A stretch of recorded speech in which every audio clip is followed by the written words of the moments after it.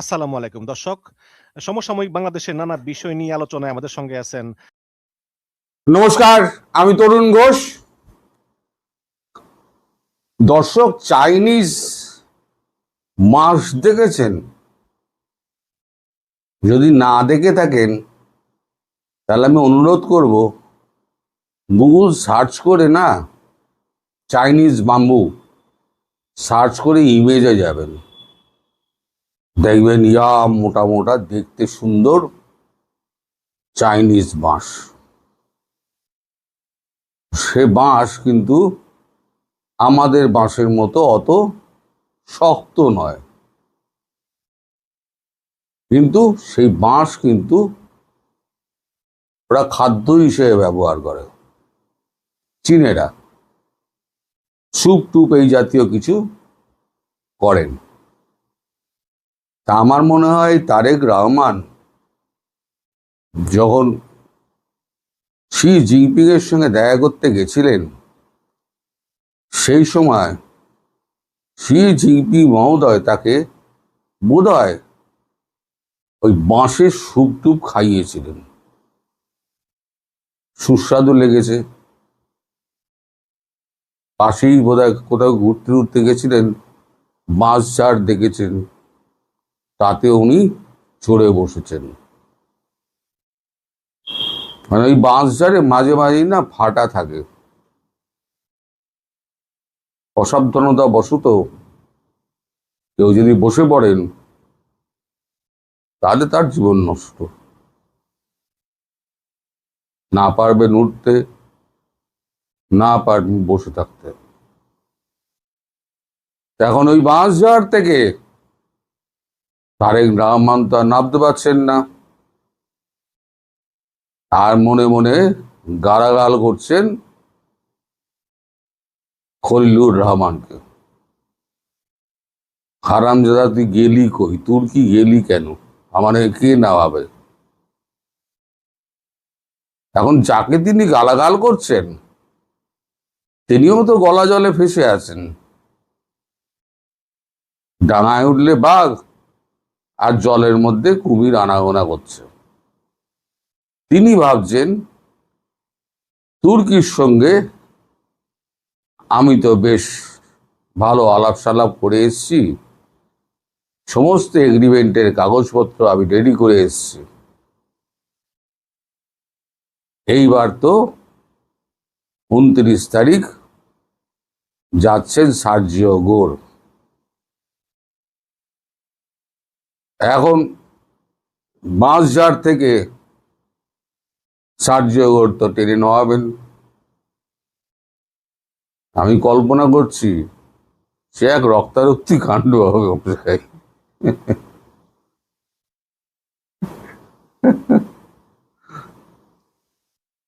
এখন গতকালকের কাগজে বিজনেস স্ট্যান্ডার্ডে একটা মানে খবর বেরিয়েছে যে স্পেশাল ইকোনমিক জোন বাংলাদেশে যেটা আছে সেটা নেই। কালকে চীনা মানে আজকে চীনেরা 27 তারিখ চীনেরা সেখানে ভিত্তিপ্রস্তর স্থাপন করবে। 27 তারিখ ভিত্তিপ্রস্তর স্থাপন করবে। এই দেখুন কাগজের কাটিং, 26 তারিখের কাগজ, দেখুন লেখা হয় 26 তারিখ। তাহলে এখন চীনে বাঁশে তিনি তো আটকে পড়ে রয়েছেন, তার উপর আবার ভিত্তিপ্রস্তর স্থাপন হচ্ছে। সার্জিও গোর এসে তো ইঞ্জিনের বাঁশঝাড় থেকে নামাবেন, আর একজন পড়ি করে জল থেকে উঠে কোনো রকমে কাঁপতে কাঁপতে তিনিও হাজির হবেন সার্জিও গোরের সামনে। এখন দুজনে কি উত্তর দেবেন? এই যে ভিত্তিপ্রস্তর স্থাপন হচ্ছে, সেই খবর কি সার্জিও গোরের গায়ে যাচ্ছে না? নিশ্চয়ই যাচ্ছে। আমাদেরই তো লোকজন রয়েছে, তারাই তো গিয়ে বলে দেবে যে দেখো ভাই তুমি যাচ্ছ ওখানে, ওদিকে চীনেরা এসে ভিত্তিপ্রস্তর স্থাপন করছে। এখন ভিত্তিপ্রস্তর স্থাপনের ছবি যদি দেখেন সার্জিও ঘোর, তার মিজাজ তো চচ্চর করে চলবে। একেই তো ক্ষেপে আছেন, বিমস্টেকের সম্মেলনে যে ছবিটা বেরিয়েছিল তাতে কিন্তু উনি বাংলাদেশের প্রতিনিধির দিকে ফিরেও তাকাননি, কটমট করে অন্যদিকে তাকিয়েছিলেন। মানে মনের মধ্যে এতটাই রাগ, সেই ঝালটা গিয়ে পড়বে তো একেবারে তারেক রহমানের ওপরে আর খলিলুর রহমানের ওপরে। প্রতিটা উত্তর তো তার চাই, সে রক্তারক্তি হোক আর যাই হোক। চীনকে শুধু দিয়েই এসছো, চীন থেকে তো কিছু পাওয়া যায়নি, একটা ঢেলা পয়সা দেয়নি। উল্টে বলেছে তিস্তা প্রকল্প যেটা করব তার অর্থায়ন আমরা করব না, আপনাদের করতে হবে। তাই এই সমঝোতা পত্র সই করে আর ওই বিমান কেনার চুক্তি সই করে তিনি বাঁশঝাড়ে উঠেছেন না কোথায় উঠেছেন, আমি কি বলবো বলুন।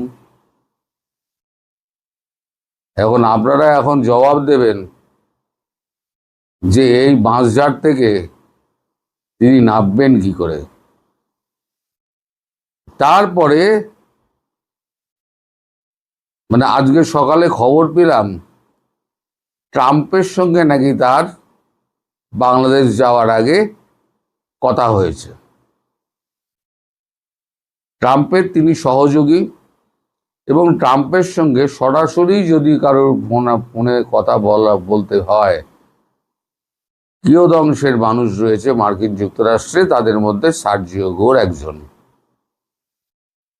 সেখানে তাদের মধ্যে কি বাক্যালাপ হয়েছে শি জিনপিং এর ব্যাপারে, সেই বাক্যালাপ নিয়েও কিন্তু ঝাড়টা গিয়ে পড়বে ওই 29 তারিখ আর 30 তারিখে।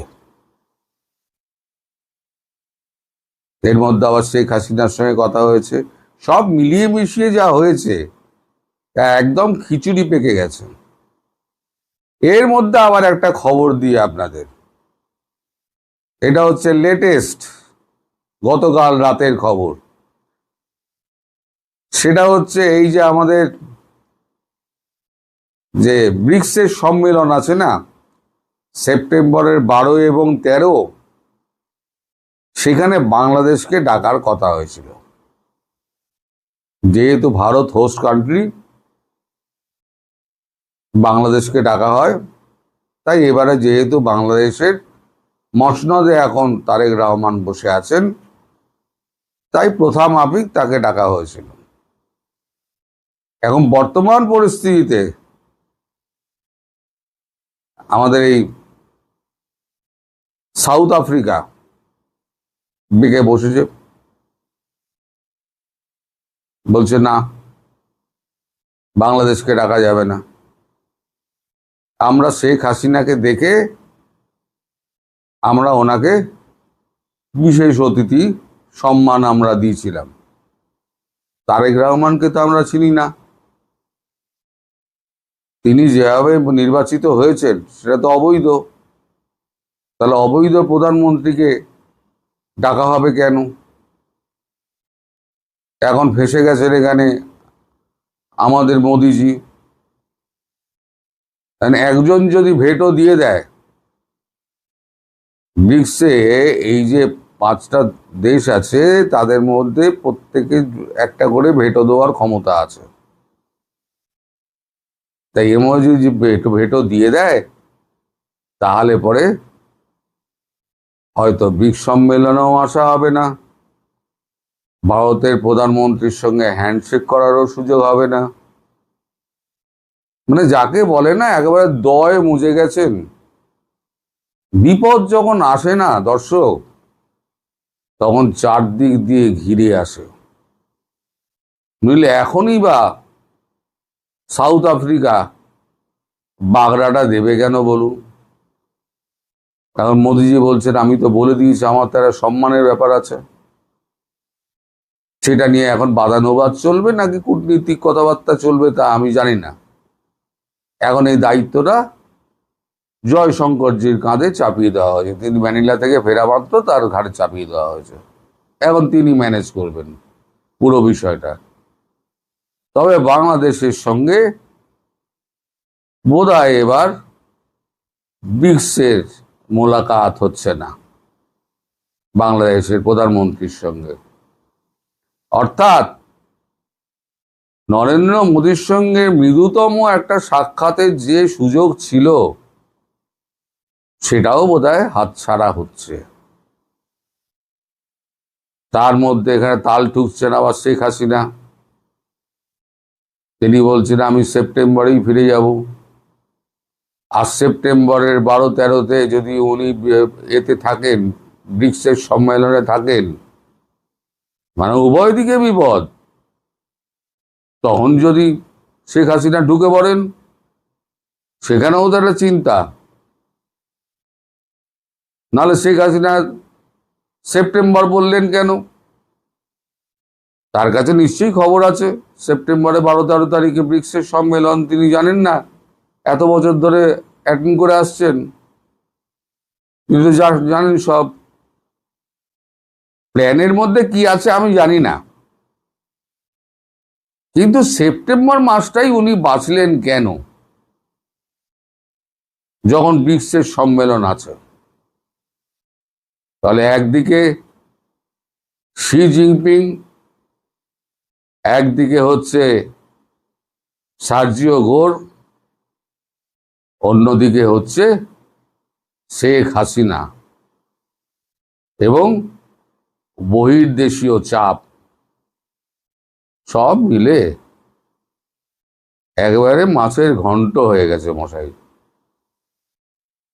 এই চিপা থেকে তারেক রহমান কি করে বেরোবে, এখন তাকে বিনিদ্র রজনী কাটাতে হবে যে আমি কি করে এখান থেকে বার হব।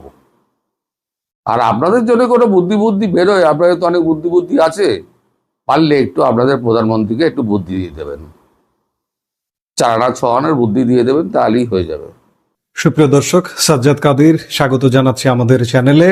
এই মুহূর্তে আপনাদের সামনে কথা বলতে চাই যে 3 শর্তে রাষ্ট্রপতির পদত্যাগ, তারেক রহমানের রাজনৈতিক চাল। সেনাপ্রধান দেশে ফেরার আগে ঢাকায় ঘটে গেল এক নজিরবিহীন নাটকীয় ঘটনা। বঙ্গভবন ছাড়ার আগে তারেক রহমানকে 3টি কঠিন শর্ত দিলেন রাষ্ট্রপতি শাহাবুদ্দিন। আর সেই সব শর্ত মেনে নিয়ে কি নিশ্চিত করা হলো রাষ্ট্রপতির বিদায়? নর্থ ইস্ট নিউজের চন্দন নন্দীর এক চাঞ্চল্যকর প্রতিবেদন উন্মোচন করেছে বাংলাদেশের ক্ষমতার অলিন্দের এই অন্তরালের খবর। বাংলাদেশের রাজনৈতিক অঙ্গনে এখন সবচেয়ে আলোচিত বিষয় বাংলাদেশের রাষ্ট্রপতি মোহাম্মদ শাহাবুদ্দিন চুপ্পুর পদত্যাগ এবং প্রধানমন্ত্রী তারেক রহমানের নতুন রাজনৈতিক কৌশল। ভারতের প্রখ্যাত সাংবাদিক চন্দন নন্দী উত্তর পূর্ব ভারতের জনপ্রিয় সংবাদ মাধ্যম নর্থ ইস্ট নিউজে আজকে একটি এক্সক্লুসিভ প্রতিবেদন প্রকাশ করেছেন। সেই প্রতিবেদনের প্রতিটি পরতে বেরিয়ে এসেছে ঢাকার রাজনৈতিক পট পরিবর্তন ও বঙ্গভবনের অন্দরের নানা চাঞ্চল্যকর ও রোমাঞ্চকর তথ্য। গল্পের শুরুটা কিন্তু গত 21শে জুলাই। বঙ্গভবনের 4 দেয়ালের মাঝে বন্দি জীবনের অনিশ্চয়তা আর ভবিষ্যৎ নিয়ে যখন ভীষণ চিন্তিত রাষ্ট্রপতি মোহাম্মদ শাহাবুদ্দিন, ঠিক তখনই তার কাছে আসে একটি টেলিফোন কল। ফোনটি করেছিলেন বাংলাদেশের নতুন প্রধানমন্ত্রী তারেক রহমান। তবে সেই কলটি কোনো সৌজন্য সাক্ষাতের জন্য ছিল না, বরং তারেক রহমান রাষ্ট্রপতির কাছে পেশ করেছিলেন এক অনাকাঙ্ক্ষিত ও অপ্রিয় প্রস্তাব। সময় এসেছে পদত্যাগ করার। কিন্তু প্রশ্ন উঠছে, তারেক রহমান কেন ঠিক এই নির্দিষ্ট সময়টিকেই বেছে নিলেন? এখানে উঠে আসছে রাজনৈতিক টাইমিং এবং অত্যন্ত সূক্ষ্ম গণনার হিসাব। প্রধানমন্ত্রী তারেক রহমান যখন রাষ্ট্রপতির কাছে এই প্রস্তাব পাঠান, তখন বাংলাদেশ সেনাবাহিনী প্রধান জেনারেল ওয়াকারুজ্জামান ঢাকায় ছিলেন না। তিনি 20 জুলাই 5 দিনের এক সরকারি সফরে তুরস্কে যান। সেনাপ্রধানের এই অনুপস্থিতির সুযোগটি অত্যন্ত সতর্কতার সাথে কাজে লাগান তারেক রহমান। রাষ্ট্রপতির অভিভাবক বা গার্ড রেল হিসেবে সেনাপ্রধান যেন কোনো ভূমিকা রাখতে না পারেন, সেই ফাঁকে পুরো প্রক্রিয়াটি সম্পূর্ণ করা হয়। শুধু তাই নয়, এই সিদ্ধান্তের পেছনে কাজ করেছে আরেকটি বড় ধরনের মনস্তাত্ত্বিক উদ্বেগ ও আশঙ্কা।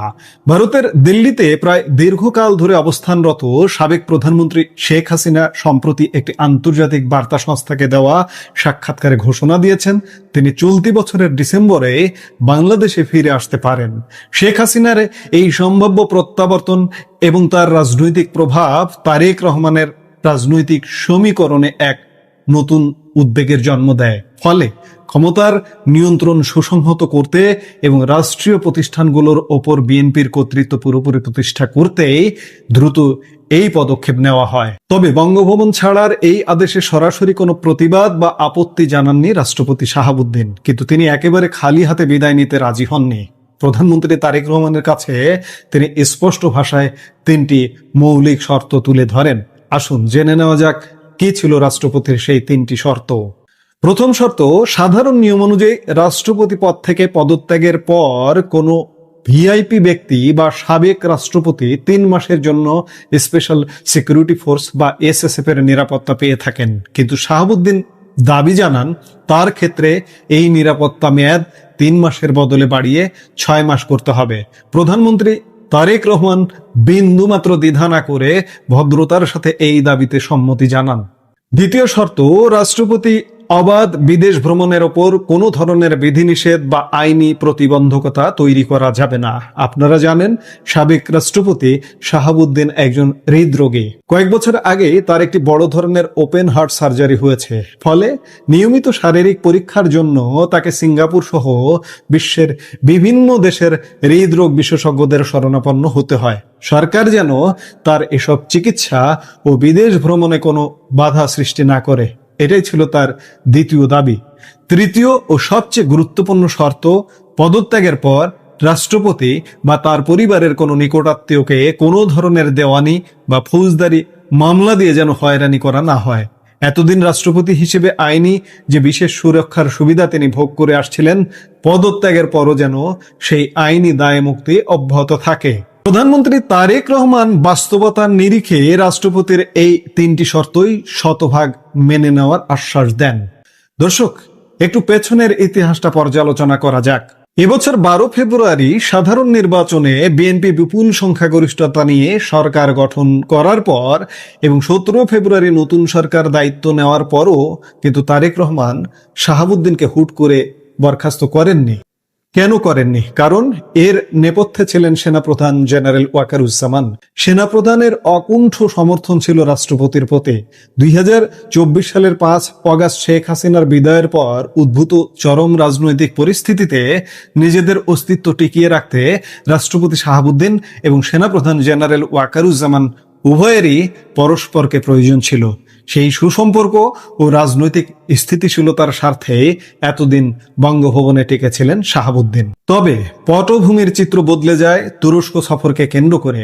নর্থ ইস্ট নিউজের প্রতিবেদনে বলা হয়েছে, সেনাপ্রধান জেনারেল ওয়াকারুজ্জামান এই দীর্ঘ সফর শুরু করার ঠিক আগে রাষ্ট্রপতি শাহাবুদ্দিনের সাথে এক গুরুত্বপূর্ণ বৈঠকে মিলিত হয়েছিলেন।